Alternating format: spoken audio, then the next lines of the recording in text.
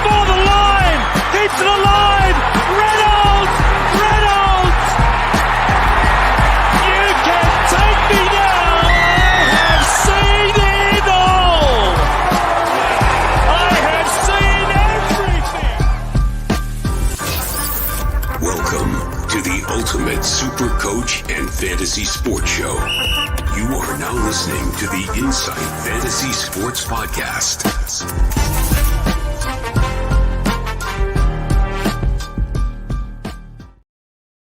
Yes, g'day guys. Welcome back to another episode, a live episode of the Insight Fantasy Sports Podcast. Welcome to the Sunday Sesh, where we review round 11 of NRL Supercoach for 2023, sponsored by the Standard Squeeze. I'm your host, the Supercoach Brandon. I'm joined, as always, by the king of the punt, I've heard, the Supercoach Mattrix. Matty, big weekend for you. How'd you go?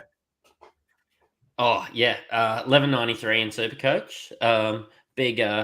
Big Mother's Day out there. Shout out. Happy Mother's Day to Mum, mother-in-law Mary, and Elle, my wife.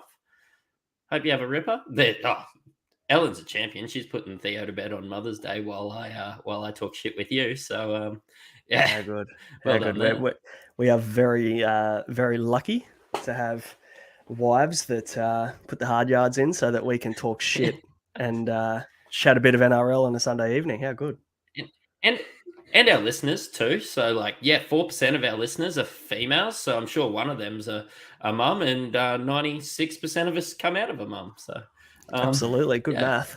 Very good math from you. You didn't miss one person. Look at me go. Yeah. Happy Mother's Day to all the mums out there. And, what a round. What a round of footy to celebrate Mother's Day. With lots of good games. Not quite sure about my Supercoach score, though. 1181. You say 1193. So we're about the same, within 10, 12 points of each other. Bit of a tricky round. Not quite sure whether it's par or not, though. You reckon 1200's par? I think 1200's par amongst the good Supercoach community is probably what I'm thinking. I think this might be enough for us to hold position, not move too much. Maybe get a top 20% finish or something along those lines. If you went a bit spicy and went away from Captain Nico, it was probably hit and miss, because I saw a few Cody Walkers and Joey Manus and some stuff like that. It wouldn't have paid off. But yeah, there were some better scores than Nico's today. So yeah, I assume that the captaincy would have decided the round. I mean, we're starting to get to a point of the season where there's a lot of similarities between teams. I think I've played a few matchups in the last couple of weeks where I reckon maybe there's been 4 or 5 differential players in the whole matchup when you got 17 playing. So you got 12 of the same players. So very interesting to see what the captaincy statistics were in the top 10%. I'll quickly look it up right now before we move forward, if my internet lets me. Here we go. So 72.6% of the top 10% Captain Nico Hines, 9% Captain Latrell, 6.7% for Cleary, 4% for Fafita. Good decision. And Cody Walker, 3.4%, and then 1% for Dylan Brown. So essentially, you're hovering in between that 80 to 120 kind of mark for the weekend, aren't you? So it should be a relatively tight weekend. Yeah, and the real difference between Latrell and who are we talking about? Latrell and Nico probably hasn't come up yet. We know Nico's really good at getting those unicorn points. So yeah, could be a bit of movement there yet. So. Could get some good upgrades. Fingers crossed. I love waking up on a Monday morning and just checking my Supercoach app and seeing how many unicorn points I got overnight. It's always a good time. Is there anything better than a Sunday night Nico game? Oh, yeah. Love it. Hey, question for you. And I'm sure that everybody will be interested in this conversation. Players that you're shit scared not to own. Because I was watching Reece Walsh on, was it Friday night they played? No, Thursday night. And goodness me, that was probably, and I mean, I've watched Nico Hines score 180 on me. I was more scared of what Reece Walsh was going to do to me that night, especially the way that he started. He was on 40 after about 15 minutes. I thought, shit, this could be a disaster, because I traded him out. He scored about 19 off that first run. Yeah. And then after that, he just did nothing for a while. And then, I mean, he had that a couple of tries disallowed. I was thanking my lucky stars a couple of times. I think Chris Coombs, a good friend of the podcast, has went the early crow on Reece Walsh and called me out on Twitter and said, hey, how good's Reece Walsh? And then the try got disallowed and he got about 10 points for the rest of the game. So thanks to Chris Coombs. I owe you one big time, mate. Thank you. Right. Oh, like if we want to start digging into Reece Walsh, I've got all day, because you know what? Once Reno got down, he tried to do a bit of playmaking, probably overplayed his hand a little bit, but I think the Broncos needed that. And definitely, if we come away with that win, it was all going to be on Reece Walsh's back. He played excellent, whereas Ezra looked a little out of place without Reno there. Yeah, it's tough, isn't it? Because, I mean, Ezra is such a good footy player, but, like, he relies on Reynolds kind of setting up the attack and kind of, I guess, facilitating. It's kind of like Chris Devin Booker, isn't it? Yeah, exactly. Mate, let's rip into... We're obviously going to talk about all games of round 11, all the booms, all the busts. Drop your questions in if you have any questions about the week coming up, or if you want to brag about your score pre-lockout or pre-updates, I should say. And then we'll talk about early trade thoughts, I guess, for round 12 at the end of the pod as well. Obviously, with the buys approaching as well, Matty, if anybody hasn't had a chance to go through and have a look yet, we did a specific buy planning episode. So make sure to go and check the Insight Fantasy Sports YouTube out for that, or Spotify, Apple Podcasts if it's audio that you're looking for. It'll be there. We did a full episode on buy planning, so go and check that out. One of our better pieces of work, I think, for two blokes that aren't exactly that switched on. So we've done okay, I think. Yeah, and to be honest, most of our content isn't relevant 3 or 4 days down the track. But I think this buy planning is something that you can look back on and pick up and get a little bit out of it as we move into these, at least this first buy round. So we might do another one heading into the other buy round as there's been, you know, a few changes, and as we see the Origin team. I know you were googling when do Origin teams get named, because I'm sweating on a couple. So Hardy Young being one, I think everybody would know. Oh, I've looked at your search history, and that was the most interesting thing I saw. So, yeah, because usually I go incognito, mate, if I need to do anything sus. So you're not going to find anything on my phone, don't you worry.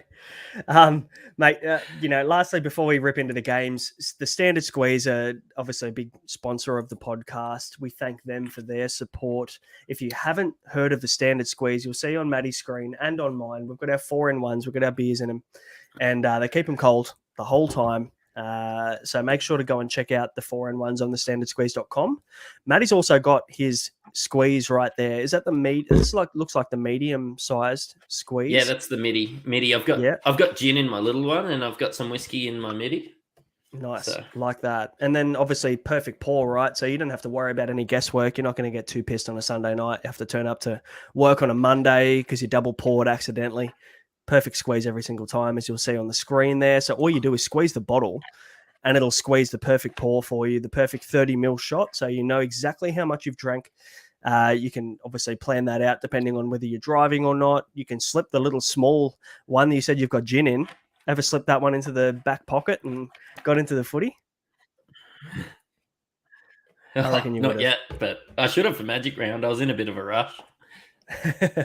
But guys, check out the Standard Squeeze. We've got a code, the Insight15 code, to get you 15% off at checkout. So use that one. Go to thestandardsqueeze.com. Check the guys out. Quality product. Actually very affordable as well, surprisingly. So go and check them out. Mate, let's rip in. Thursday night, Storm 24, Broncos 16. Not the result that your boys were looking for, but Supercoach-wise, we still got some decent scores out of this game regardless. So what are your thoughts on this one? Like from an NRL standpoint, I would be disappointed if I was a Storm fan, and I'm pretty happy as a Broncos fan. I think we stuck in there with Reno going down early. Of course, devastating for Reno owners in Supercoach. But yeah, look, Paddy Garrigan stood up. I think Billy had a good go at 5'8", and Reece Walsh played a bit more of a playmaking role. Really enjoyed it. Ezra probably struggled. But yeah, look, usually if Reno's out for the whole game, we would have got a specialist in like Jock Madden. So yeah, I think we made some adjustments and we made it a good game. Of course the Paddy Carrigan hip drop and everything's all in the media. Look, I'm not really at liberty to say anything there. I thought it was a bit soft, but anyway, Payne Haas was elite. The boys did really good, and would have thought that the Storm should have put us away by 40 once Reno went down, and they just really didn't. Yeah, I mean, the guys that scored well, you would expect them to score well in this game. Cam Munster, 87. Harry Grant, 79. Warbrick came to the party and obviously rewarded holders with 78. Hughes, 77. Katoa, 72. Welch, 68 is probably the most impressive score of this weekend, considering he got more than 55. And we've both held. How good. So that's a big win for us. I didn't play him, though, this week. It's the first week of the year in 12 rounds that I didn't play Christian Welch, and he got his best score of the year. So it's standard for me, really. But can't complain. I shouldn't complain about a 68 for my bench. I played him. Was pretty happy. Not too excited about cash generation with Christian Welch. I think I planned on being a little bit mid in my second position there, and I am exactly that. He freed the arm. He actually offloaded really well. But that's the difference between him getting 50 and 70. Was good. Yeah. I know he's mates with a few of the Broncos players, and there was some slide remarks, and I know there was a few punches. Oh, not punches, open-handed pushes thrown, impacted. So actually, there's a bit of biff this weekend, to be honest. Yeah, a bit of negative Corey Horsburgh. So, when you go on the open hand punch or open hand slap or whatever you want to call it, Corey Horsburgh didn't do that and sent to the bin. So the lesson here is to make sure that you don't go closed fist and you just go open palm the whole time. Yeah, look, it's known that redheads are a bit fiery. So there you go. He couldn't contain himself. Does that mean I get half fire? Because I got a bit of a red beard. So maybe I'm half angry, half normal because I've got brown hair. Who knows? Yeah. Busts for this one, obviously Adam Reynolds 4. He went out headbutting the turf, so he's going to miss. I don't know whether he misses this coming week. I'd probably say if the Broncos really care about player welfare at all, he'll probably sit out this week, which means, probably good for Reece Walsh owners, considering Reece Walsh will get the kicking duties again next week. So for anybody who held Reece Walsh over these two tough games, it might be positive for them.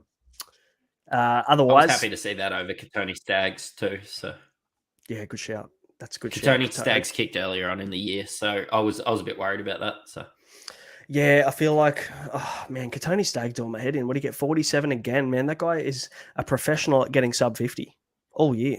I drafted him thinking there was going to be a bit of upside in him, and it just hasn't come this year, so you'd be pretty disappointed. But anybody who's taking Classic seriously this year won't have Katoni Staggs in their team, so it's not really a talking point. No. Xavier Coates, 17. Meaney, 45. I think a lot of people sold Meaney after he was out for that couple of weeks, so I don't know whether how many people held him. But aside from that, mate, anything else in this game you wanted to bring up? Oh, look, I think a few people looked at Tommy Flegler. I think maybe Corey Horsburgh and Tommy Flegler didn't do themselves too many favors this week with starting fights and just honestly carrying on like pork chops a little bit.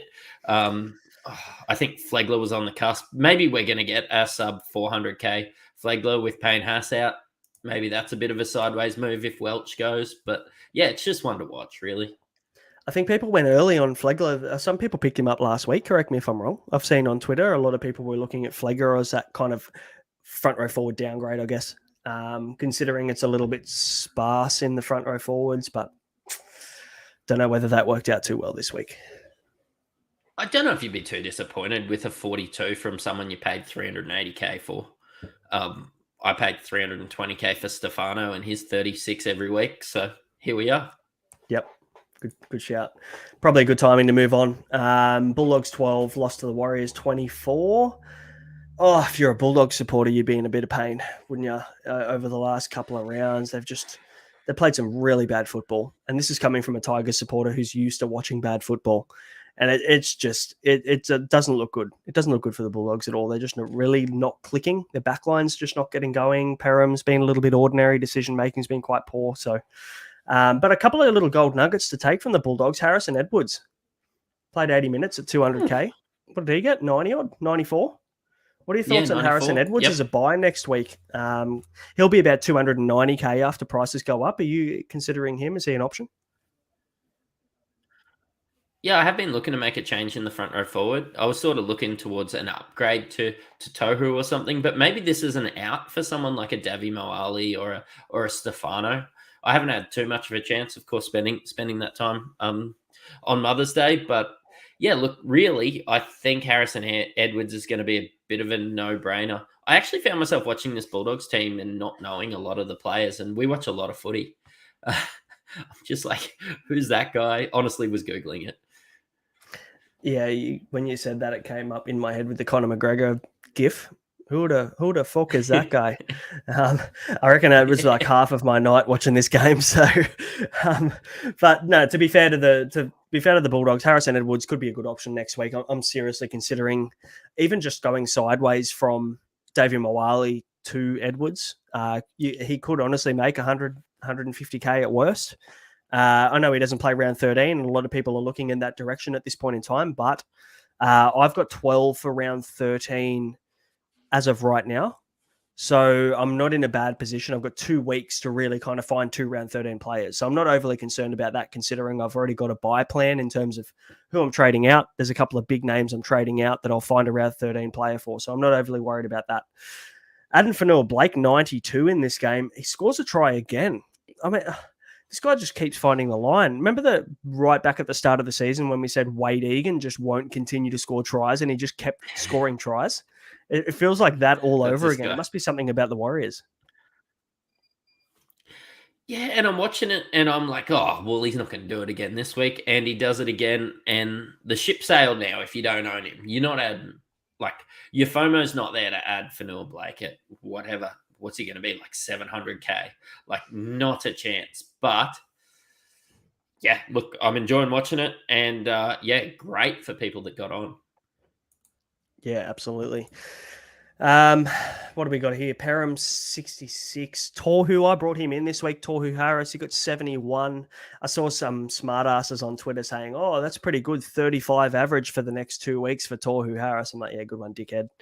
Tohu Harris, I'll get 71 from him this week, and people forget that I can actually bring in Christian Welch, who's my third front row forward, for next week. So I'm doing fine. Don't you worry about that. But he might get 69 again. Giggity. Yeah, he might. We'll throw a bit of quagmire in there when he does. Reed Midney, you've got here, 59. Very mid of Reed Midney. Yeah. Very mid and pretty happy, really. I'm happy to take 50 to 70 out of my couple guys at the prices I got them. I see Alamotti's in there at 59. You'd be pretty happy if you actually you'd be disappointed if you held on, but here's a small silver lining for you. And especially if you played him Preston this week. 50 covered his break.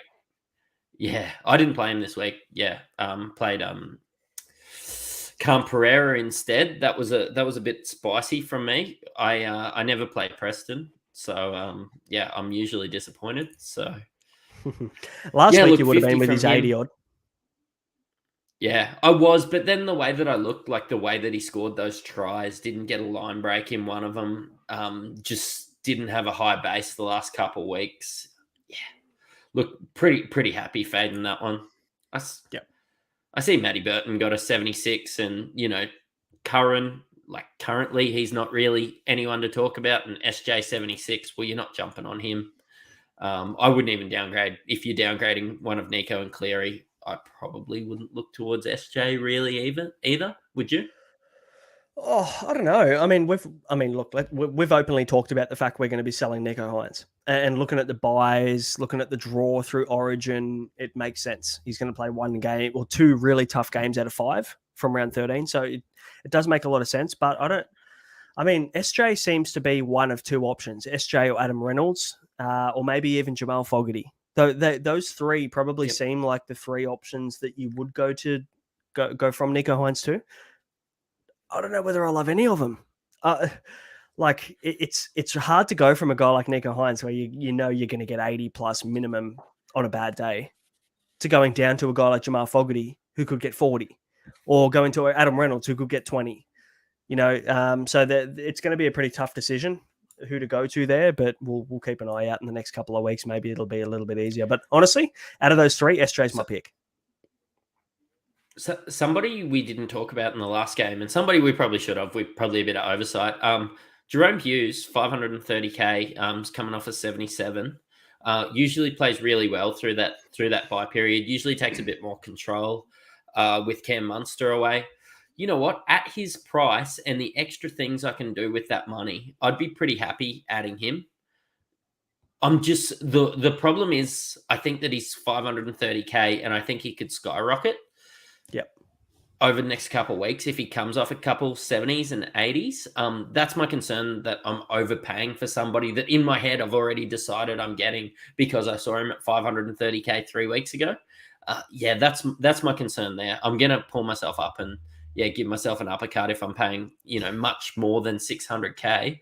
But I think if he's mid fives or something along those lines, I'd be happy to get Jerome Hughes. I think he's a better option than Fogarty, who you mentioned. Yeah, no, I agree with that. I think a lot of people are looking at round 13 and going, I need a player for round 13. But I don't think you do. If you buy planned well and you've got 13 or 14 players, you don't need to play a halfback. It's not overly important. I'm actually seeing playing some of those guys and getting them into my team not being around 13 could make them a little bit of a pod. Like everybody's going to be adding the blokes that are playing round 13. And I think I've done enough early that maybe adding Harrison Edwards and a Jerome Hughes is enough. The only downer on Storm players are that they only play one of the three major buys in round 16. That's the only kind of major buy. So you're kind of handicapping yourself a little bit in a way by picking up a Storm player of that kind of caliber. But in saying that, the Storm play the Tigers in round 16. Jerome Hughes averages 111 against the Tigers in 3 games. His lowest score of 103, highest of 123. So he's never not scored 100 against the Tigers. So very interesting stat there. So, I mean, hey, if you like a pod, maybe it might even be worth going a guy that's going to be playing around 13, and then you can go to Hughes for 16 through to 18, and then maybe you can get Hines back for that round 18.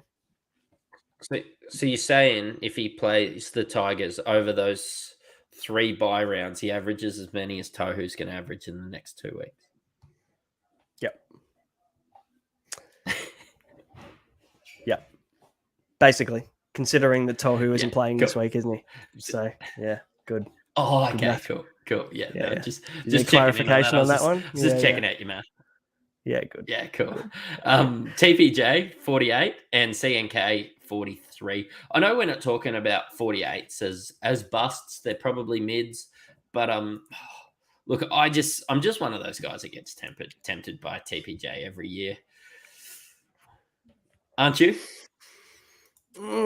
Yes, I hate myself, but yes. And every year I do it to myself. Hey, like every year I look at him and I'm like, okay, this guy he's bottoming out in price, and you can't help but look at a guy that can he gets 15 to 20 points in tackle breaks every single week, doesn't he? Like you just know that he's going to be there or thereabouts.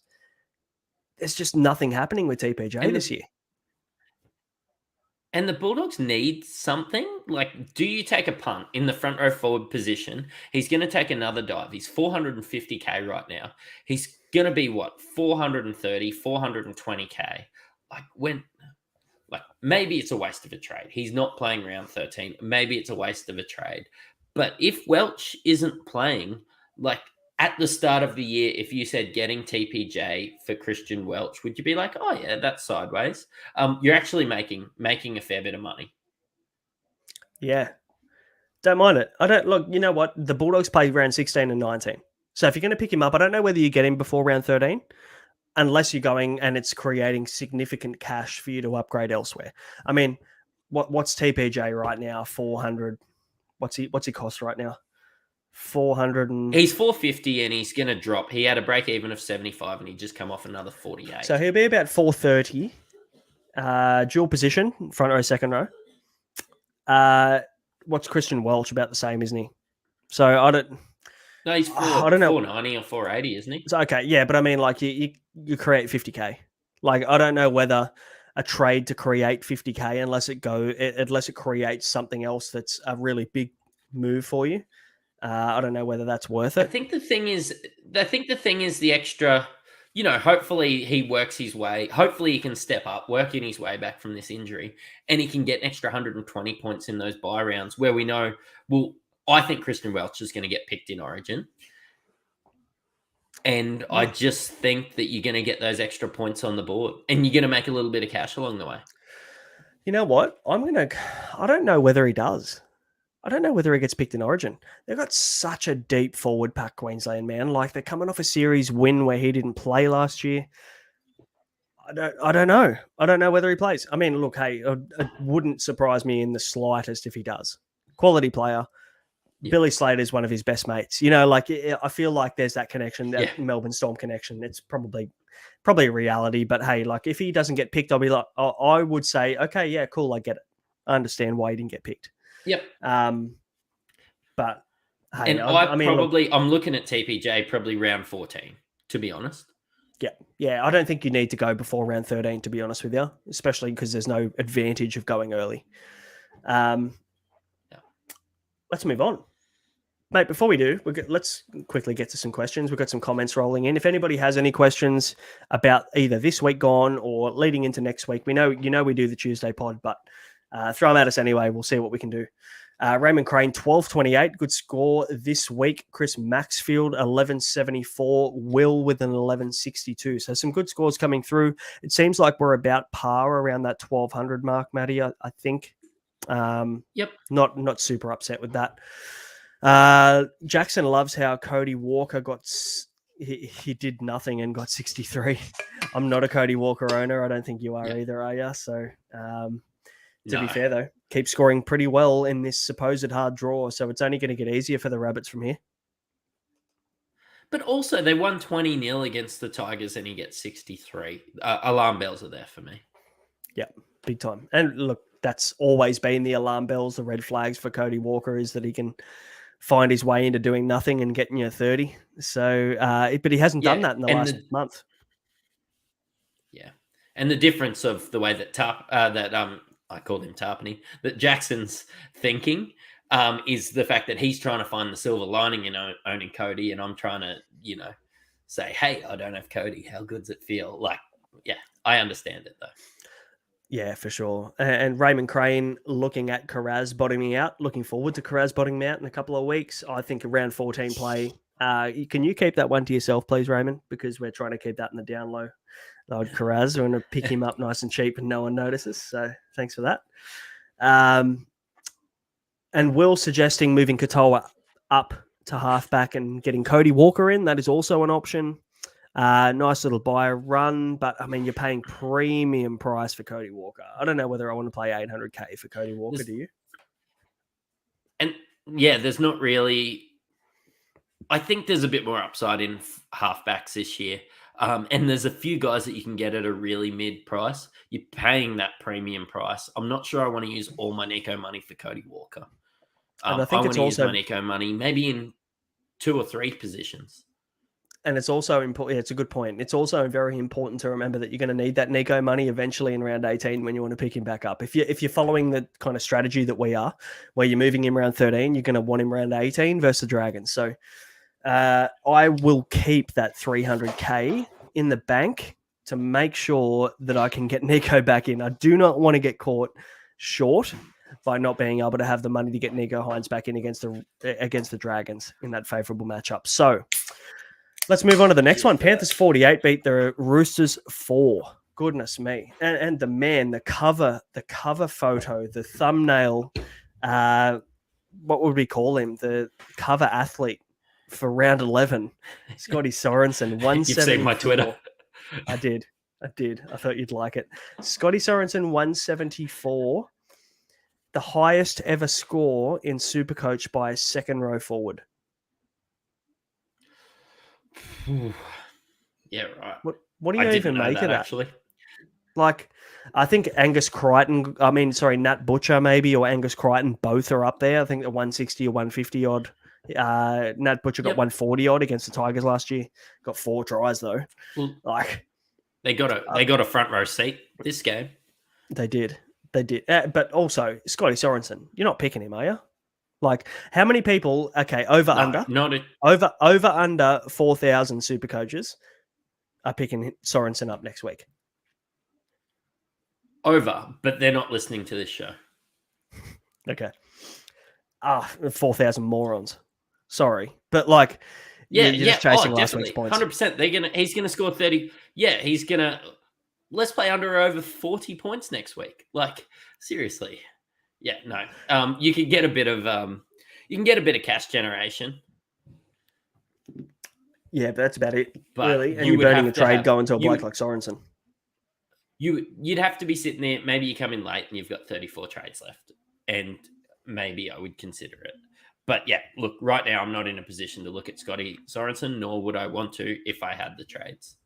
I think my wife has about 34 trades left.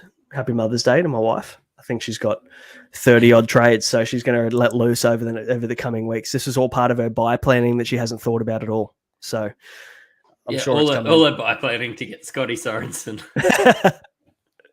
Yep.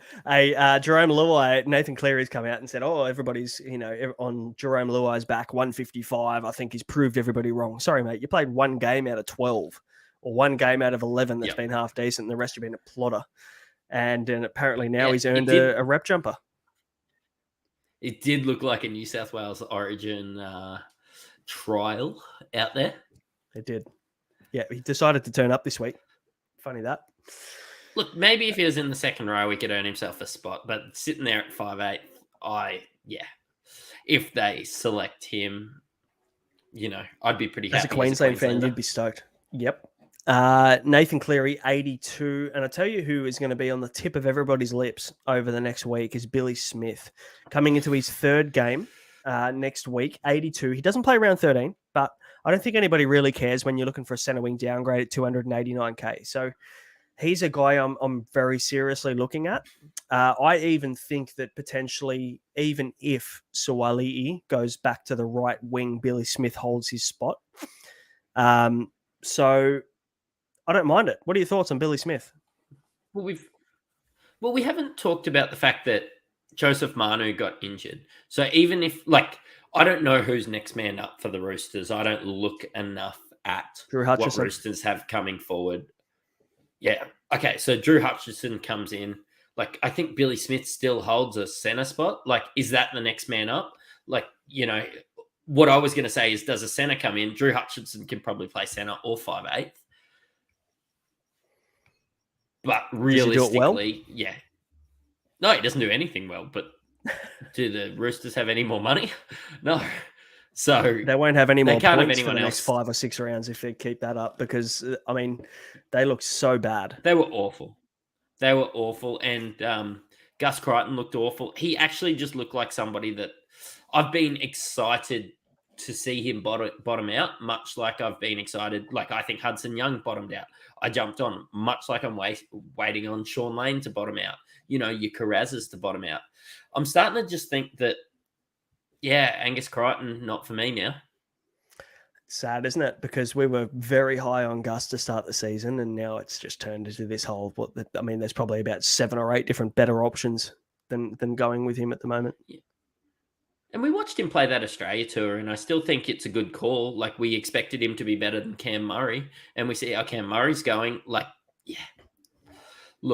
Just not getting involved in Gus Crichton. Not actually looking at too many Roosters, except for maybe, like you said, those bottom dollar guys. Yeah, Billy Smith, serious option. 82 and 90, I think it was last week. His 2 games have looked great. He's going to have a massive negative break even. He will probably go close to being the most purchased player next week. Actually, no, I'll go and say that he will be the most purchased player next week. And it makes sense. Makes complete sense. Regardless, he's been on a team that's got flogged in 2 weeks in a row, a team that's looked bloody terrible, and he scored 80 to 90. So he scored 80 and 90 in teams that they got pumped. They got pumped by 60 the last 2 weeks. Yeah. Got to get him, don't you? Yeah, you have to. Yeah. Taruva 65, I sat him. Yep. I sat Taruva this week for his 65. And so what I'm going to do moving forward is I'm going to let everybody know who I sit, and you just jump on them because they're going to score. They're going to score 60 plus. It's almost a guarantee every single week, and it's pissing me off. But Taruva, hey, lives to fight another day. I guess you make me some money over the next couple of weeks, and I can maybe hold him for a few more and not have to worry. Can I tell you one other person that is not going to live to fight another day? Zach Hosking. Got benched because of Scotty Sorensen's flash in the pan, let's call it. Look, I was real close to moving him last week. It just validated that I don't want him in my team anymore. Yeah, he's going to be one that'll go for me. I'll talk about who I'm going to bring in for him very soon, but it'll free up a little bit of cash for me. And not upset about it. Hosking's done his job. We got the money from him that we wanted to get. We got the scores from him that we wanted to get.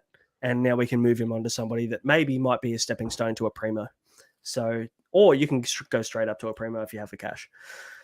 Dylan Edwards is firming for New South Wales fullback. That isn't going to happen because they're going to pick Teddy over him because of loyalty. But Edwards 62, not bad. Or 54, he'll be the winger for New South Wales. We spoke about Joey Manu already and Hosking, mate. Anything else you wanted to touch on in this game? Not really. I'm waiting on some clarity from Joey Manu's injury before I really make a decision. I just want to hear something from the Roosters that says, a 4-week turnaround. Do I consider trading him? Do I move on? Do I get him back? Joey Manu was always in my plans through this period, and I feel like I went a little early on him. Yeah, I'm really worried, and I think I'm going to have to swerve a little bit. He'll get dual next week regardless, and I don't think I can make that move of getting him into 5/8. Yeah, I'm not 100% sure what I'm going to do with Joey Manu. It's worrying. It's probably the biggest hole that's going to be left this week for me. So, good question from Hamo asking how long Manu's going to be out for. We don't know. We don't have the answer. So from what we've seen of the injury, it looks like your standard low ankle sprain. So like garden variety ankle sprain that they call it. One of the ones where you kind of roll your ankle in a fucking uneven brick in the backyard kind of thing. So if you've got bricks in your backyard, I'm not sure whether that reference is relevant or not, but I would say 2 to 4 weeks max. I think maybe it might be worth holding him, Matty. It might be worth holding him considering next week's round 12. He might miss round 12. He's definitely going to get the bye for round 13 anyway, so he gets an extra rest. If he's back round 14, do you just hold? Yeah, I'm happy if he's back round 14. My concern is he's back round 16, and there's been a lot of maybe he misses round 16. Sorry. And I really need him for round 14. I really need him. Roosters play 16. Hey, I need him for that as well. Yeah, they do. Yep. They only play round 16. That's what he's in my team for. So that's what he's in my team for, 14 and 16. And if he's not there, he's probably got to go. If it looks like he's going to be, training around round 13, yeah, let's keep him. Keep an eye out. NRL Physio on Twitter will keep us up to date, I'd say, with what's going on there. Mr. Callio's all over my bloody trade plans. Hylam Lukey. All right, I'll give it up early. He's Hosking down to Lukey is what I'm seriously looking at in this next week. And hey, I said to you, as soon as Lukey got that 117 or whatever he got, I'm like, for fuck's sake, everyone's going to be on top of this guy now. He was my kind of guy in my back pocket, and I thought I'm going to keep him there and no one will suss him out. And then now he's gone and got 100 and everyone's going to look at him. So pretty pissed off about that. But what do you do? A few people in the comments are moving on Hosking as well. Manu, he's a Maori, so he's all good to go. Thanks. Worth holding. Hamo asking worth holding this week, regardless if I'm trading Katoa, not this week, but next week. Manu, yep. So if you're planning on moving Manu up to 5'8", and you want to move on Katoa, it kind of makes sense. I mean, like Manu can sit in your bench for a couple of weeks. It's not going to be the end of the world, I don't think. Any more than 2 weeks, though, when you've got a guy that's 650K sitting on your bench, you start to feel it. And round 14, like you mentioned, Matty, is the kicker, because that's going to be a very tough round for a lot of people that are holding heaps of Para, Manly, Knights players. Yeah, well, like my 5/8 then would be Dillbags and Manu, and 2 5/8s not playing gets me an AE. That's my biggest concern in round 14. Good shout. Round 14. Round 13 and a half is my line with him. If it's after that, then he's gone. Yep. And it's hard because you want to make that decision earlier rather than later, right? You don't want to hold him until round 13 and then realize he's going to miss another week and have to trade him. You'd rather trade him now.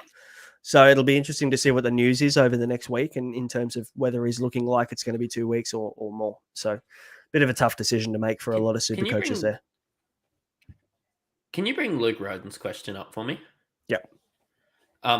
Gashesky's garbage and Hylam Lukey's a real talent. So Hylam Lukey's going to hold his spot, and Gashesky's gonna be good in a bench spot. Maybe play a bit of center or something if someone gets injured. But like, have you seen Hylam Lukey play? Yeah, Gashesky's losing his spot. He's a 300k coach player for a reason. He's not very good at football. The jet ski's gone. He's done. He's been parked up on the trailer. He's finished. So he'll probably find a little bit of bench minutes. But beautiful haircut. One of the better ones. Best thing about him. Yeah, beautiful haircut. Let's quickly talk about the Rabbitohs versus the Tigers before we move on to the Cows and the Dragons. A lot of Cowboys questions coming up. Tane Milne, 131, being the second player this season that has scored 100 against the Tigers, the lockdown defense, the Kawhi Leonard Tigers. 131 he got. I mean, scored a double. Not surprised. I actually thought this would be a bigger blowout. And as a Tigers fan, I'm more than happy about this result. From what I saw, and from Jareem Buller is a talent, man. This guy, I think 8 or 9 kick defusals, 8 or 9 bombs he took comfortably. Like he was shelling peas. So very happy with the Tigers' effort. Even though we didn't score points and we need to work in our attack, our defense has been great, which has been a weakness in the past. So not upset. Latrell Mitchell, though, is giving me the shits. Not too many people score points against Souths, and I was impressed at what I saw with the Tigers. I actually think as a rebuilding team and somebody coming back, maybe Adam Dewey being injured has been a bit of a blessing in disguise. Get Brendan Wakeham some reps, get Jerome Buller in, and he can just come back and be the center we know he can be. Yeah, it's a bit of a tricky one, isn't it? I mean, everybody wants Adam Dewey to be back, but is Adam Dewey a 5'8"? Probably not. Nope. Probably not. I feel like Brandon Wakeham is the next leader, kind of facilitator, halfback of the Tigers for a long time to come. And I feel like Adam Dewey is kind of a bit of a hindrance, I guess. Gets in the way a little bit of Wakeham's development. I think if Dewey comes back, he should play centre. That doesn't mean that he's just going to be a nobody. It means he's going to be a bloody good centre. I mean, look at Campbell Graham and what he can do for the Rabbitohs. Like Dewey, I wouldn't say he's on that level, but can do those kinds of things. Imagine having a guy that has that kind of ball playing ability in the centres. Very valuable. My best comparison is probably Joey Manu. Looks fantastic in some other positions, but when he gets to 5'8", yes, he runs the ball a lot, which is actually really good for Supercoach. But realistically, he looks a bit out of place. He looks like he would be better if somebody else set him up. And yeah, look, that's how I feel with Adam Dewey. And I love watching Adam Dewey play. Like, we've saw him score some really good Supercoach points. We've seen him play some really good football. But Brendan Wakeham, when I saw him live, like it's like having Renault or someone out there. He was organising them. He had the really good kicks. He was playing some really good football. And you just need the Tigers aren't going anywhere this year. You just need him to see some reps, and you just need to see Buller have some reps. Like he's a giant. He looks like a basketball player out there, Jerome Buller. Just gets Jerome up there, Buller, those big long levers. Jerome Buller finished up his contract. Well, I can't remember exactly where he came from, which club he came from, but he actually they early released him wherever he came from to go to the NBL. So genuine basketball player. Yeah, right. Yeah. So and you can tell. Yeah.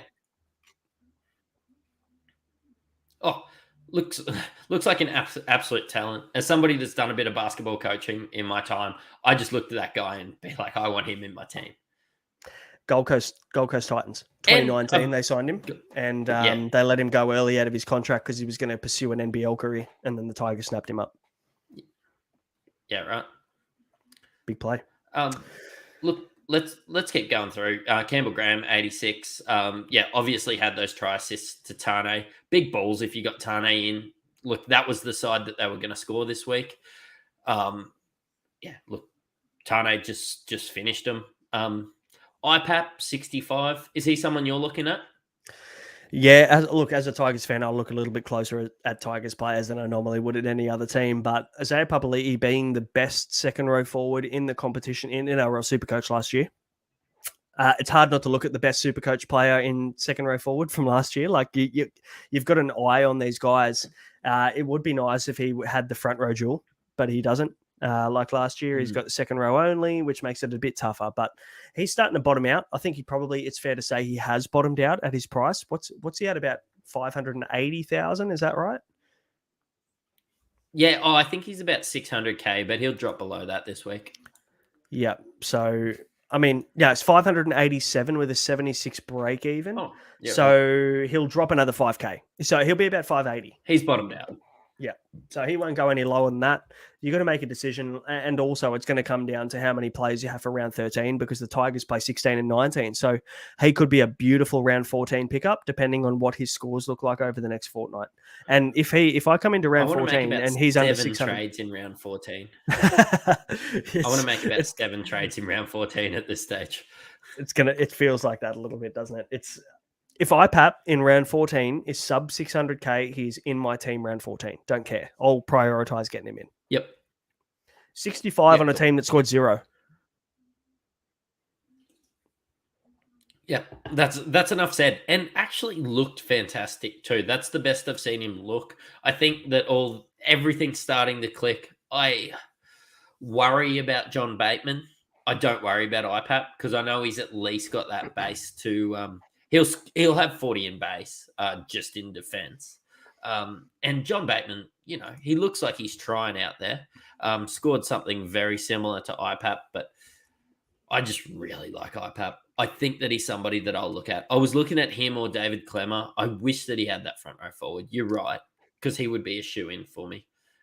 Clemmer 48 has put the brakes on. This week. Yeah, he's put the brakes on for me a little bit. It's kind of like, you look at Clemmer and he's getting 55 minutes and he's a preferred front row forward. And you want him to be getting those 55, 60s that he was getting at the Knights and that he was getting in his prime. He's just not getting those kind of scores. So I think there's better options than Clemmer. Yeah. Yeah, and I don't know where else we need to look, but there's some mid guys in there. We've already talked about Cody Walker's 63.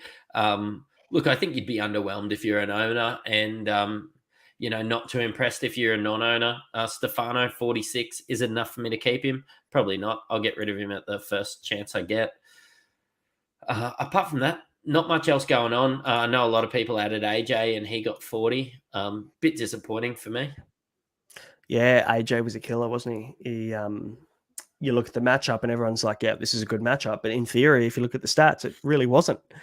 Obviously with only one player before this weekend scoring 100 against the Tigers.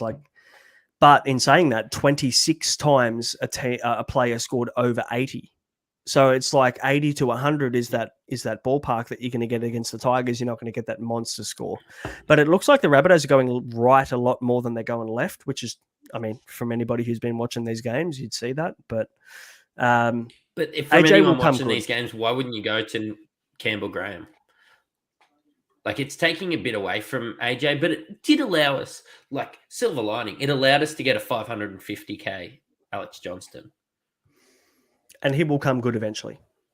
There's no doubt in my mind he will score tries. So you've just got to give it time. They might start going right to left a little bit more in the coming weeks. So we'll just enjoy 40 that. 40 without a try is kind of good for Alex Johnston as well. Yep, true. It's a good point. I actually vice-captained him this week. So I just thought he could go big. So, yep. Yeah, fair enough. Mate, before we move on, we've got the second half of games coming up. We'll answer some questions. Luciano Leilua.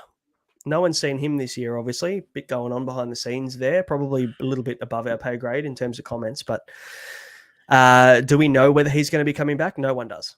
No one knows whether he's going to be returning. No one knows when. You're better off making your decisions without considering him at all. because there's a really big chance that he doesn't actually see any time at all this year based on what we've seen. So I wouldn't necessarily worry when you're looking at Highland Lukey. Just ride that wave. When you're second last, if they were going to rush this guy in because they needed him desperately, it would have happened by now.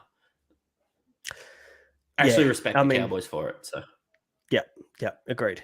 A bit of Jack DeBellin principle, not bringing him into my Supercoach team vibes, I think.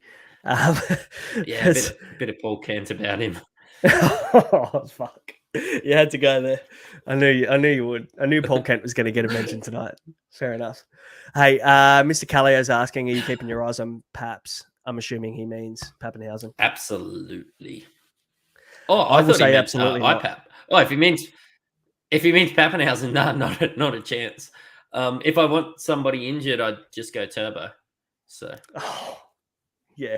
I mean, unfortunately, Pappenhausen doesn't even look like he's anywhere close to returning, based on what we saw on the Matty John show last week when he was on, and from what we've seen on his rehab. In his rehab, he's been pretty public about how his rehab's been going. So, no, thank you. I don't think this year is even an option. I don't even know whether I'd look at him even if he played.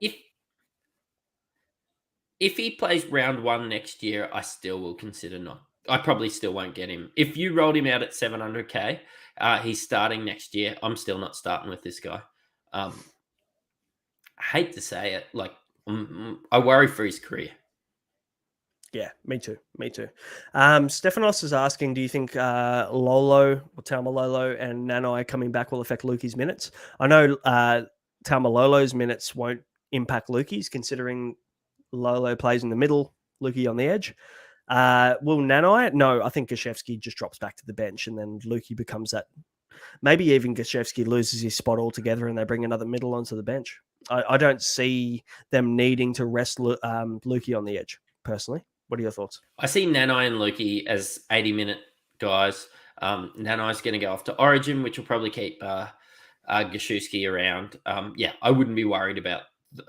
Honestly, if you need this big of a deep dive to try and talk yourself out of a guy that's the amount of that how much Lukey is at the moment that just come off 100, I think you're overthinking it. If Lukey's on your radar right now, this 100 forces your hand this week.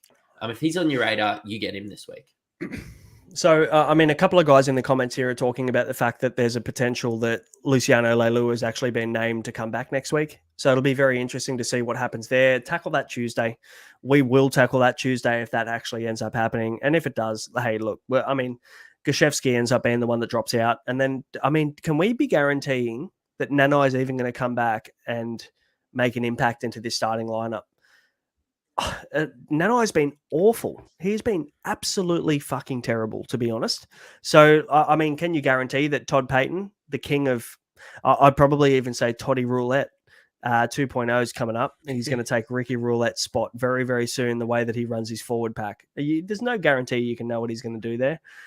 Harlem Lukey's a quality player. I actually heard Jake Granville's going to take his position, so... Probably. What, he's going to take his position as the coach? Is that who we're talking about? Todd Payton's going to be replaced by Granville. Yep. No surprises. It's probably going to be Todd Payton's decision if they keep losing. Yep. Absolutely. It looks like people had a good tipping week last week as well. 8 out of 8 tips from Mr. Callio. I had 7 this week. I got 7 out of 8.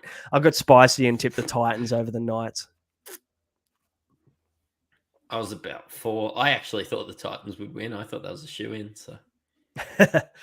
A few more questions. Yeah, Raymond Crane did the same. So at least I'm not the only one. Christopher Maxfield with Haas, AFB, Tohu, Tarpanay, and DeBellin. Is front row still a wasteland? Argument for 2RF now being a wasteland. The only reason I think people are thinking 2RF isn't a wasteland is because you get 6 positions, not 4. I think that's the difference. You've got a lot more spots there. You've got a lot more potential for cash generation there, considering you've got a couple of cheaper spots there that you can use. I would still disagree and say that 2RF is where you get your points. Yes, you can look at these guys in front row forward. And if you've got Haas and you've got Tarpany, you just lock and load. But I don't know whether that position and the way that that position plays football is conducive for high ceiling Supercoach points. I mean, in the 2RF, you've got guys like David Fafita, you've got Cam Murray, you've got these try-scoring second rowers You've got that could Hudson score Young. 120 plus, and Hudson Young, who could score you the best 80 you've ever seen. And you will never, and the problem is you're never going to be able to get that try-scoring threat in the front row unless you've got guys like your jewels, like DeBellin or whoever. So I don't know. I disagree. Look at front row forward. I look at even getting some of these guys in front row forward and thinking that it's a waste of a trade. It's I don't want to waste my trades in front row forwards. Like I would take 40s all year if it means that I've upgraded all those other positions and you can guarantee me 40 to 50 every week for 400k. I'm disappointed in 40 to 50 in the second row. I'm disappointed when Jackson Ford gets 50. Like, I've never got 100 out of front row forward, and I don't think it's going to happen this week. So, yeah, look, I really like my second row forward. I was just talking, took a punt on Hudson Young. How good. Feeling really good. I've got David Fafita. I'm going to look at another guy that's got like probably 60 to 100 ceiling. Hey, lock up on second row forward. I don't even want to touch my front row forward. It's garbage. Mr. Callio, we were talking about Pappenhausen. He was talking about IPAP. So we've already covered that, which is good. Oh, yeah. IPAP, that's what I thought he meant. Yeah, no. Yeah, really, really looking at it. And speaking of guys that can get 100, like I would get IPAP in my front row forward because he's a second rower. Like he has that upside. Yep. JDB this week, thoughts? It's too late, missed the boat, or would you go Jack DeBellin again this week? Yeah. No, that boat sailed. Yep. Cool. Cooper John. Mr. Callier, just taking the piss here. Cooper Johns, how good did he look? Didn't he look amazing tonight? Fast passes, couple of line breaks, Schuster. Please come back. Yes, I agree with this. Cooper Johns had a stinker. So I'm sure, and from what we've heard, Schuster's back next week. So you won't have to worry about Cooper Johns stinking it up anymore if you're a Manly fan. So good times. Let's move on. You're a backup 5'8" halfback. What do you expect? And he's not Supercoach relevant. No one's picking him. So not a big deal. Cowboys 42 beat the Dragons 22. Plenty of points scored in this one. The Cowboys actually finally look like a football team. Harlem Lukey 121, Holmes 92 for anybody who held. I saw, like 1,350 people sold Holmes this week. And people are like, did you know that he plays the Tigers in 2 weeks? And no one scored 100 against them? I'm like, who gives a shit? They're playing the Dragons this week. Holmes could score 150 this week comfortably. The logic wasn't there to sell Holmes this week. I think it was people looking for a bit of a cash grab to upgrade elsewhere or looking to go up to an AJ or sideways to an AJ or something like that. But you just don't need to. You've got a goal-kicking center wing origin player that is on Cowboys have been shit, but still quality player. Like in those games where they lose by 24, 26, when they lose by 4 tries, he was still banging out 60 or 70. I'm really glad that those couple weeks that I really wanted to get rid of Val, I've held. And he's rewarding owners right now. The Cowboys look like a football team once this golden draw is finished. And maybe Val's somebody that I can look to hold through that period because he's looked phenomenal. He looks like somebody I want to finish the year with right now. Yeah, okay, that's interesting. I'm probably still going to sell. I still feel like advantage. He plays 1 game in 4 weeks from round 13. I feel like I'll just take advantage of that and I'll just play someone who's going to play 3 games out of the 4 or maybe even 4 out of the 4. Bank some points and then maybe I'll get Val back in after Origin. Maybe round 20, he's a buy. So we'll have a look then. Jack DeBellin, Ben Hunt, and Kyle Felt all got 84. Hunt and Felt not really Supercoach relevant, but JDB 84 scored a try though. Your boy the Whisperer not exactly impressed with Jack DeBellin's line break and try with an 84 this weekend. I'd be happy with it personally. I'll take 84, thanks. I'll take 84 from any front row forward any week, especially if they're scoring meat pies for me.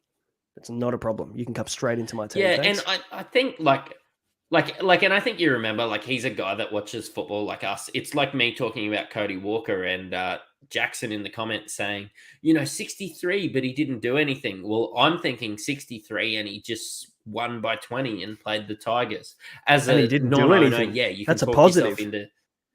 Yeah. Yeah. And like the same thing as a Jack DeBallin owner, you're being like, you beauty, 84, probably a little bit salty that he doesn't own Jack DeBallin. I'm salty that I missed the boat on Jack DeBallin. And yeah, he rewards guys that put their faith in him. The worst fucking part is that I suggested Jack DeBellin about a month ago and I still didn't pick him. I'm really dirty. I'm really dirty on myself, man. Like I just didn't back myself. I thought, Jack DeBellin's a great shout. I didn't even hear that. Yeah, I bet you didn't. Only in your bloody inbox for the last 28 days straight, I reckon, about Jack DeBellin. Do I pick Jack DeBellin? Should I go somebody else? Probably sick of hearing about the bloke. Busts for this game. Jaden Sullivan with a 3. The hook. Got the hook. And Sullivan shafted. After a couple tries last week, I just don't know what he was thinking. And I'm not an NRL coach. But it kind of looked like the sin bin was a little bit soft. Didn't really look like his fault. And yes, he got sent for 10. Yes, they let in a couple tries while he was in. And it, you know what, that doesn't cost you the match when you're the Dragons. But yeah, it did put it out, put them out of their misery early. I still get Sully back in and have a dig. Moses Mbai wasn't that guy. Ben Hunt at 9. Like, did he just have regret that he was moving Ben Hunt to 9 and Sully in after a couple tries the week before? Because I do not understand this one bit, and I wouldn't be surprised if he goes all Monty Williams this week. And he's max gone this week. two references. I think I referenced about 7 sports in that, right? That is very impressive. I am very impressed. I know that Rob and Mick are going to be stoked that you've just mentioned an AFL player that wasn't named Darcy. So you've done incredibly well there. Well played. So is Matty Garrett from our NBA show, I think. He will be very happy. Very happy. No, he is Monty Williams this week. He has to be. He's the only other guy. Not a chance. The only other guy we need to mention is Tyrell Sloan. And if you didn't sell him this week, you need to sell him next week. It's 29. He's going to start bleeding some serious cash now. I mean, you got him in to gain you the big cash and the minus. Actually, it's very rare to see a guy that goes from minus 35 or minus 40 break even to losing cash in a fortnight. That is very impressive from a Supercoach perspective. And only Tyrell Sloan could do that. I walked outside this weekend. The birds were tweeting, the sun was shining, and I didn't own Tyrell Sloan anymore. And I was a happy man. It's a good feeling. It was like a load off. I just it just goes to show sometimes you see everybody get on a bloke. And you know what? You'd be happy if you got on with everybody in Jack DeBallin and he wasn't on your radar. Should have been. Good footballer. But Tyrell Sloan scored a couple 90s. I jumped on the bandwagon and I was disappointed. Next time I'm just going to do a bit more research and trust my gut. Yep. Yeah, that's fair enough. Raymond Crane is going to hold Val. Fair enough. I mean, if you've got enough depth to cover, that's great. I just feel like when you look at the amount of games he's going to play in the next 6 weeks, it's probably worth trying to find someone else at that price. But that's fair enough. Mr. Callio, did you guys share your thoughts on Harrison Edwards? Yeah, we did at the start. So when obviously this live finishes, man, go back and have a look. We'll both, I guess, shortcut. We'll both be looking to get him in this week. It makes sense in a pretty shitty front row forward position to get him. So I like it. Yeah, he's a lock for me. Raiders 26, Eels 18. Your boy Huddy Young 78 with a try. Jermaine Hopgod is the god again with an 80. And Tarpany 68 after he looked like he was just about to be missing a month. Come back on the field like the Terminator and just punched out a 68. Happy days for owners. Mate, he looked fantastic in the minutes he played. You know what? The silver lining is if some of these guys get picked for Origin, then hopefully Tarpany, he'll score 100 every week if he gets 60, 65 minutes. He looked phenomenal. Hudson Young looked phenomenal. The Eels are a good football team, and they dismantled them. Yeah, Fogarty ran the boys around. Like, that was so good. I'm actually been really impressed with the Raiders, and I'll probably I'll look at my buy planning and maybe even look back at our episode that big planner is my screensaver at the moment. But yeah, if it works, I want more Raiders in my team. They've got points in them. Yeah, I played Jared Croker this week. He got 29. He was my worst scorer, or 32 or something. He was my worst scoring centre wing, and I picked him over Taruva, so good from me.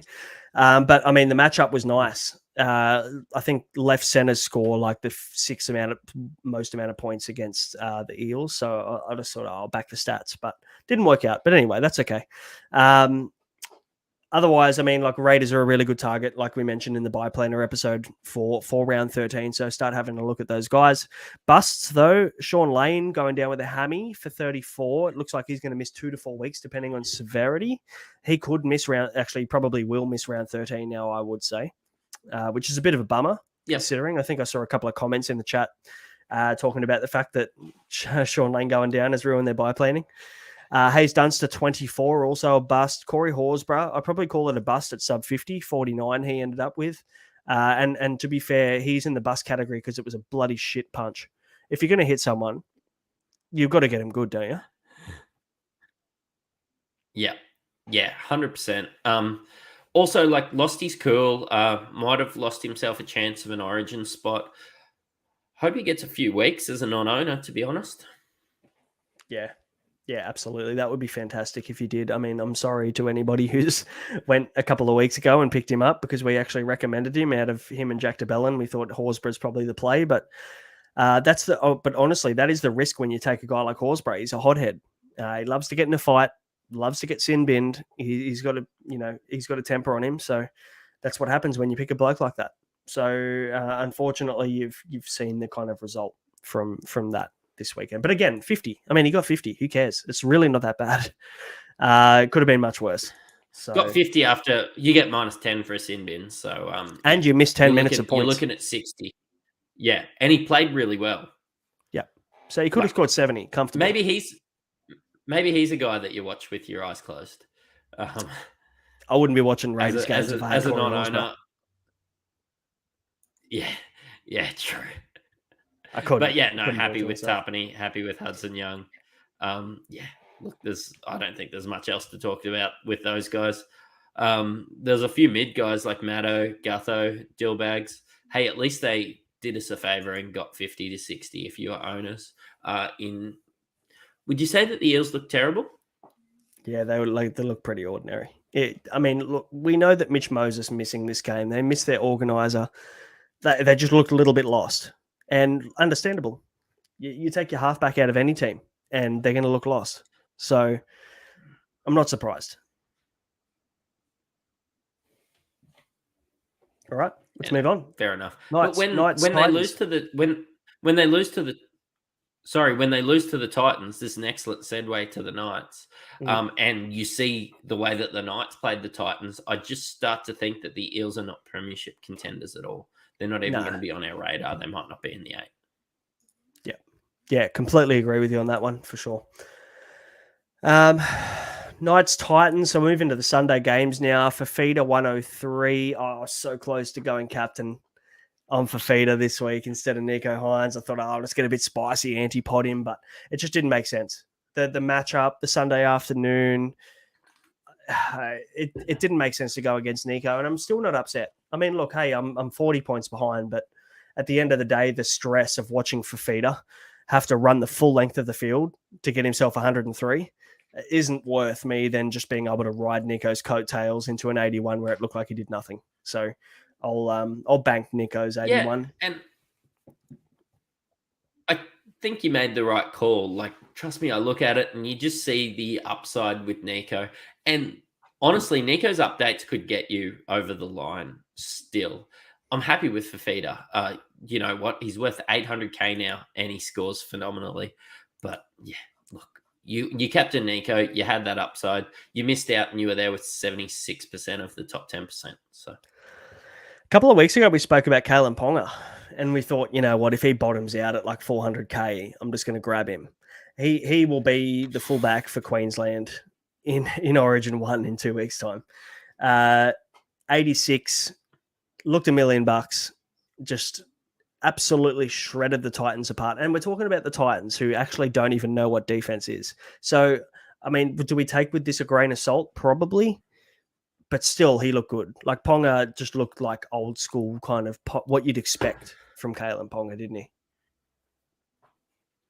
He looked, how do I say this? He looked every cent of his 440K today.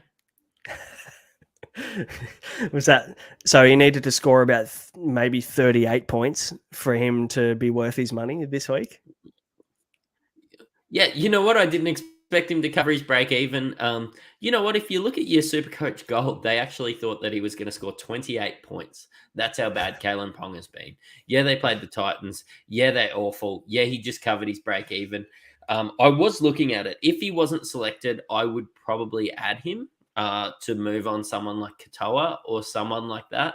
But I don't think the team gets named this week. I'm probably going to miss the boat on Kalen Ponga at risk of him getting selected for Queensland. And I think that that's the right decision. I think the team might even be named Sunday this week. From previous years, from memory, I remember that they play the Sunday games and then they announce on the Matty Johns show. They always talk about the origin lineups that have been announced on this Sunday afternoon. So I reckon there's a good chance that happens. Yep. So obviously we won't be able to make our decisions until round 13. So we'll see. We'll see what happens there. But hey, like if he's not named, he's in my team. I like Ponga. We've talked about this for a few weeks.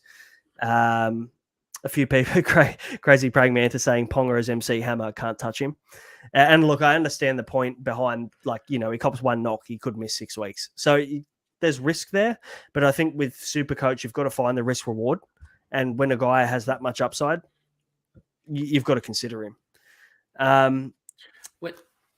When I thought it was a masterstroke at 510K, am I going to take a risk at 450K? Every player can get knocked out every week. I'm not basing my Supercoach decisions around people being injury prone. And yes, it might be the death of me, but it's just the way that I make my decisions around Supercoach, around NBA fantasy. You can't bet on somebody getting injured. Like Kalen Ponga could just play the rest of the year and not be injured at all. Might miss Origin because, you know, they're worried about reps or something. If he does that, you know what, somebody's just rolled the red carpet out.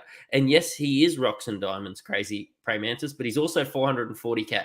It's also nearly a straight swap from Isaiah Katoa, who is an 18-year-old not playing that good a footy. He's still Kalen Ponga. Yeah. I'll take that risk and hope that more people don't take that risk. Yeah, that's a good comparison, isn't it? Ponga to Katoa. You know, the price is kind of sideways. Like that's insane when you consider that. And you spoke about the fact, you talked about NBA fantasy and you talked about not kind of thinking too much about whether players are injury prone or what. I want to actually read you my NBA fantasy team in Yahoo this year, because it is probably the most injury prone made of glass team you've ever heard of. All right. So D'Angelo Russell. You've been listening to me. Yeah. Gary Trent Jr., Malik Beasley, Bogdan Bogdanovic, Jason Tatum, Dorian Finney-Smith, Royce O'Neal. Ready? All right, it gets good now. Kristaps Porzingis. I got Mark Williams off waivers. I got Jeremy Sohan, who barely played a game in the last month. Zach Collins, Bradley Beal, Marcus Morris Sr., Julius Randle, Isaiah Livers. And I also had Ben Simmons in my team. That's actually the made of glass 13. So, mate, if you can beat that next year and you can find a team that is actually more injury prone, I will give you $100. That was like the made of glass third team. Who would you put as the captain of the made of glass NBA first team? Probably Chris Paul Leonard in the regular season. Ooh. What about Kawhi Leonard, though? Kawhi. Surely Kawhi. Paul George even now. Yeah, just the two best Clippers players. Makes sense. Anyway, NRL Supercoach. We're here for NRL. Let's keep talking about that. Fafita 103, Ponga 86, Marju 71, and AKP 70. Pretty happy with that little Marju versus AKP little battle that we had this afternoon. Yeah, and I'm super happy that I'm playing a guy that cost me 200K still and getting as many points as the bloke that's worth 600K now. I've been pretty happy with AKP, and I'm glad I held. I played him over Jacob Preston. I copped a bit of fire on Twitter over that. And yeah, I know he doesn't have the base, but you have a look at these try scoring, I suppose, weapons playing against teams that let in a lot of tries. And yes, I'm going to play AKP on those weeks. Maybe I'll look to move him at some stage, but I could play him all year on matchups and not be concerned about, unless I see a much better option for 500k, which is what he'll be sitting at. I could see myself holding AKP all year and just playing him on matchups because the Titans know how to use him. He's up there. He'd be the top try scorer this year. Pretty close. And at least up there with Sevo. When you think about the fact that you've got Kieran Foran and David Fifita on his edge, it completely makes sense to just hold. If you don't need to use him as a downgrade option, just hold him and just play him on matchups. Yeah, you're spot on. I would do that if I didn't already trade him, for sure. If you still got him, just use him on matchups and you might get a leg up or two throughout the season, for sure. It doesn't worry me because I want to hold him, and I'm glad that he's weirdly become a pod from like one of the most owned players to a bit of a pod because everyone's moved on. But everyone's talking excitedly about Will Warbrick scoring when Cam Pereira's been better, so much better. Yeah, like the Twitter community loves Warbrick and hates Cam Pereira for some reason because Cam Pereira can score you a 7. I feel like Will Warbrick is a little bit more powerful base reliant. Like he can get you maybe 20. That's probably his floor. Whereas AKP's floor is about a 5. Like if he doesn't get ball, he can score less than 10. That's probably what people love base. People love base stats, but I think we're missing the point here in terms of like the opportunity that these two players are going to get. So I'm completely in the same page with you on that one. I'd much prefer AKP. I think I've played him 3 times this year and he would average 70. Yeah. In games that I played him. Yeah, the 2 games I played him, he scored 20 and I pissed him off. So you've had the rub of the green there. I haven't. So fair enough. Last game.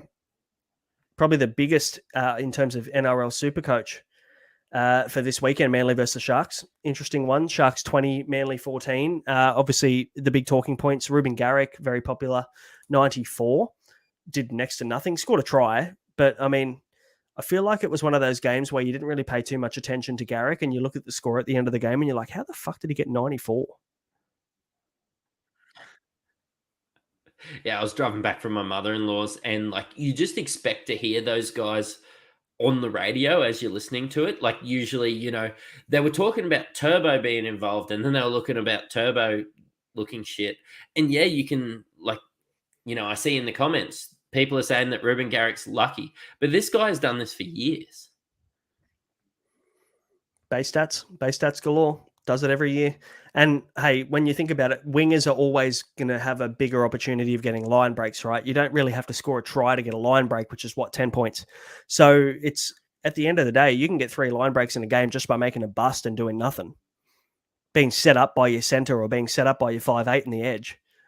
And you got 30 points without having to do a thing. So that's the beauty of taking wingers. They get really easy line breaks. I love this guy, and I'd probably captain him round 13, to be honest.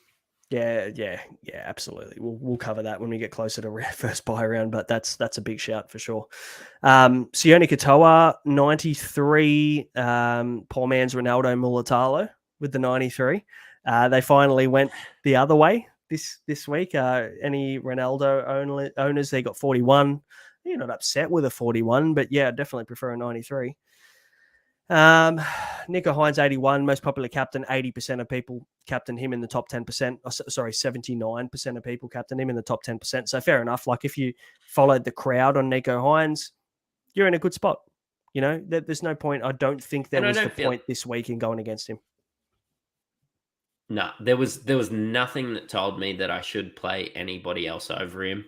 So yeah, I rolled with it. I will look for a pod a bit later on. I'm hoping that some of the other guys just above me tried to get spicy with your Dylan Walkers. Your Dylan Walkers. Maybe they captain Dylan Walkers. Your Cody Walker or somebody like that. Yeah, pretty happy with Nico. Pretty happy just to be set up with some of those other guys. Didn't have to get too spicy. Hopefully we see some updates. Yeah, fingers crossed I can crack 1,200. I need about 20 points to get over 1,200. Crazy Praying Mantis is asking how he got 94, and he did run across 45. So he did run 45 meters across field 4 times. He actually made, I don't know whether this is true or not. I'm just going to make this up, but it's got to be a record for most sideways meters in a game for Ruben Garrick. He broke about 7 tackles across the field just by fending blokes running sideways. About 4 or 5 times across the field. His total run meters would have been about triple what it says on the NRL app. So, I completely understand what you're saying, Crazy Praying Mantis. But the points are there. And you just got to enjoy the tackle bust. Have you seen Joey Manu play any week or Reece Walsh play any week? Hey, Reece Walsh is the scariest player not to own. And this is what I was getting at the start of the episode of blokes that you were shit scared not to own. Reece Walsh is at the top of the list for me this week.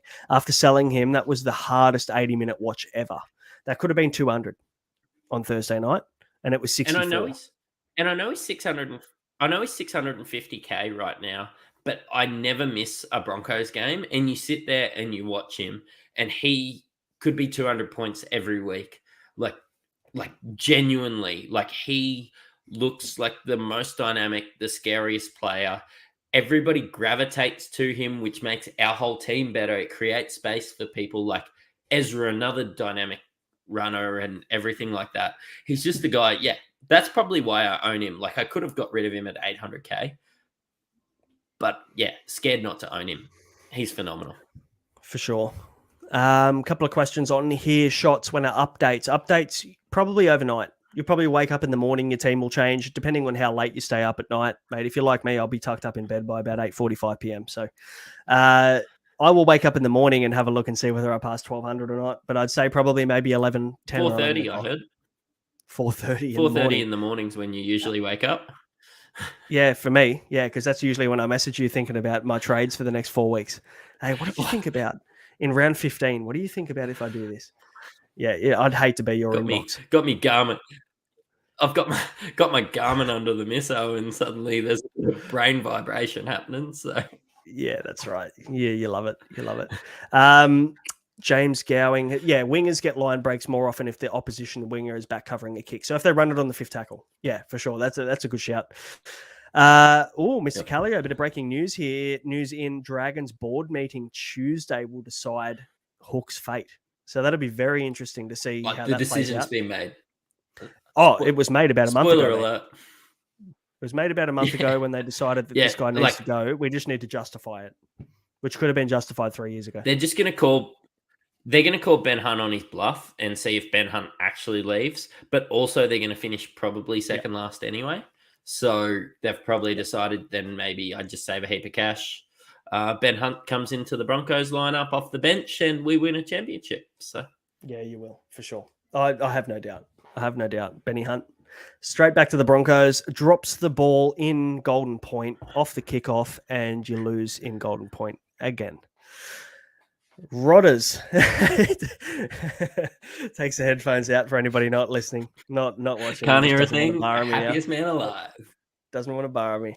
Rodders 12:46. What was that? That's a good finish in the end for Feeder, Tarpany, Hines, Garrick. Nice, man. Good stuff. Love that. I'm actually thinking listening to everybody. I'm actually thinking listening to everybody that maybe our 1180s, maybe our 1190s are actually a bit above par.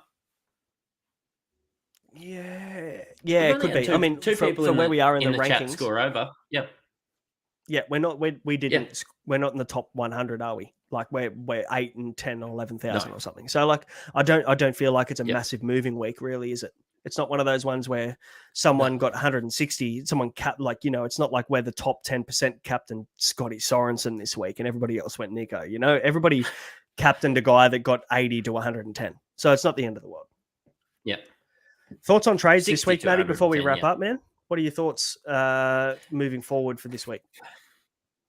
Not sure. I think I'll have to burn a trade on Edwards. I've been looking for somebody in the front row forward to shout out and grab me. I think it could be a cash gem. Wanted Tohu next week, so could be talked out of it. I'll wait till I see what happens with Manu. And I want to get rid of Hosking. So I could probably fade. Edwards or maybe use a duel or something to shuffle people around. If I have to move Hosking's just one of those blokes that does enough every week for me to not trade him out. And I could see myself getting talked out of it. Like, yes, Scott Sorensen is not going to score 174 Supercoach points every week. And then Hosking's going to get benched. I think Liam Martin coming back might have been as big of an impact. Yep. Like, I don't know. I don't know what to do with Hosking. I think Manu's decision will be made when we get a bit of an injury update. I would love to get Edwards in. That's sort of where I'm sitting right now. I was looking at Sean Lane. Sean Lane's probably around 15, 16 guy now. Yeah. We're sitting where we're sitting. And if I don't have to trade, I'm going to be a happy man. Yeah, absolutely. There's no way I'm not going to be able to trade next week. I mean, I boosted last week. I've got one boost left. I'm not going to use that. I'm going to use that when I actually need it. But, I mean, I've got 3 options this week. I can go Hosking down to a guy like Hylam Lukey. I'm not necessarily too worried about Luciano Leilua. I'm not worried about Nanai too much. But, I mean, it's a consideration. You've got to think about job security in some respect. I could go Davey Mawali across to Harrison Edwards. It would probably net me about 15K, but it's more like future cash gen. Mawali's out for another 3 weeks, I think. So you're not going to get him for round 13 anyway. So and do you even need him for round 13 considering like it's going to get you bloody 15 points. So it's not overly concerning. 6. Yes. Yep.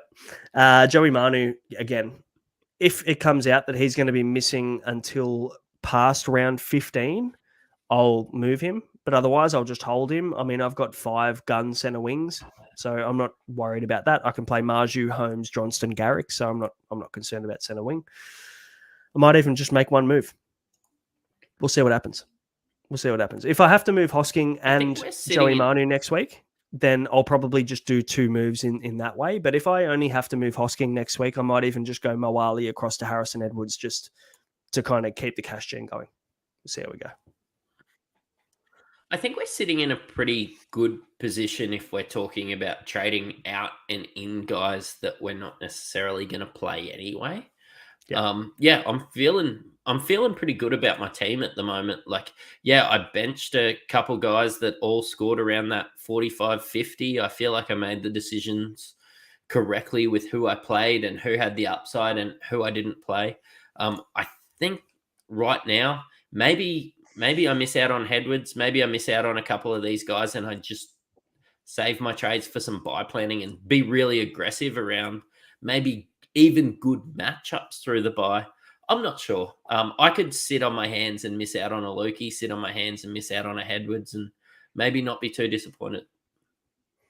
Yeah, I'm the same. I want to go aggressive through the buys. I want to have moves that I can make through the buys. I definitely prefer that.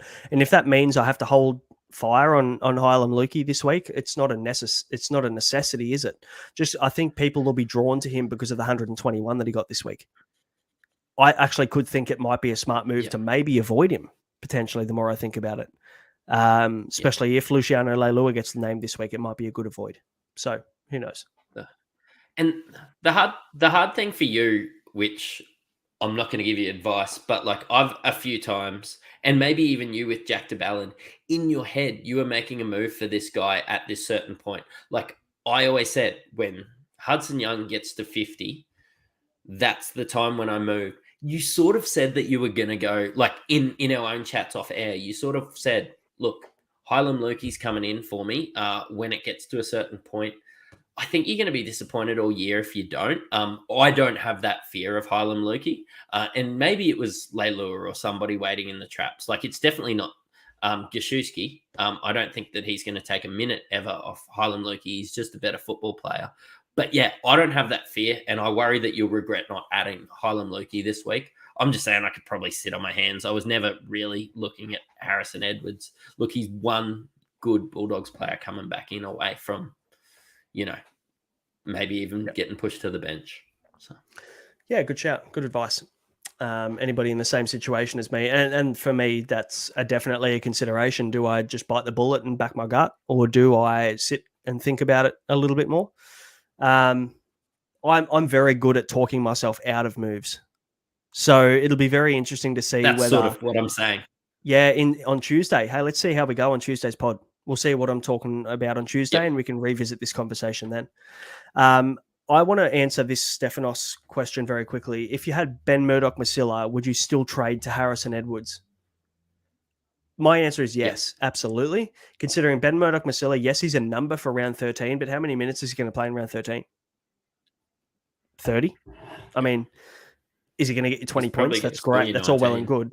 How many points is Edwards going to get you starting at lock and playing potentially 60 minutes for the Bulldogs? I would make that move. That's the perfect situation where I go, okay, Ben Murdoch-Masila, plotter, doing nothing, straight to Edwards, bit of cash gen, and a guy that's playing big minutes at the Bulldogs for sure. I'd do that for sure. Ben Murdoch-Masila was one of the great traps. Yeah, you hop on. Look, maybe Ben Murdoch-Masila gets more minutes under the next coach, but at the end of the day, I don't think that he's that good. I don't know. Look, I probably haven't seen enough of Harrison Edwards, but you could make 140K out of him. You're never going to see 140K out of Ben Murdoch-Masila. Yep, completely agree. Mate, that about wraps us up. Sunday sesh, complete, all 8 games. We got there, hour and a half. We got there eventually. But guys, if you made it all the way to the end, please subscribe. It's the only way that we can reach more people, and we would really appreciate your support. So if you're watching us on YouTube, please subscribe. Facebook, please follow. And obviously, if you're listening to us on Spotify or Apple Podcasts, please leave us a decent rating if you like the content. It's the way that we can get up the rankings and reach more people when people search. So we would really appreciate the support. Otherwise, Matty, that wraps us up, mate. Any final words before you finish up? See you on Tuesday. Love it. We will see you on Tuesday for team lists for 10 list Tuesday on the Insight Fantasy Sports podcast. Thanks for joining us. We will see you then. Catch you later.